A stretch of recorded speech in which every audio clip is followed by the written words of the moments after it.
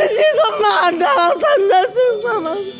अरे पता नहीं। नमस्कार दोस्तों एक ऐसा खबर निकल के आई है सामने चौंकाने वाली आकांक्षा दुबे की। आकांक्षा दुबे के रूम में एक ऐसा चीज़ मिला है चौंकाने वाली, और इस साफ जाहिर होता है कि आकांक्षा दुबे को रास्ते से हटाया गया है और ऐसा दिखाया जा रहा है कि लगे कि खुदकुशी है। और मैं पूरा लाइव वीडियो दिखाऊंगा, तो पूरा वीडियो देखने के लिए वीडियो में अंत तक बने रहिएगा। तो सबसे पहले सुनिए आकांक्षा दुबे की ये बात।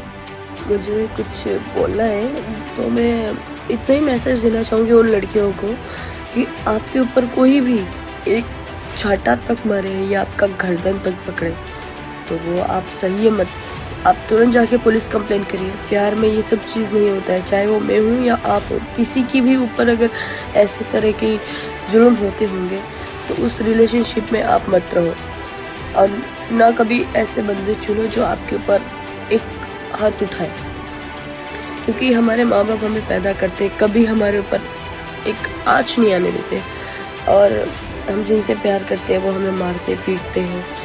तो ऐसा तो प्यार नहीं चाहिए, इससे बढ़िया है कि आप प्यार ही मत करो।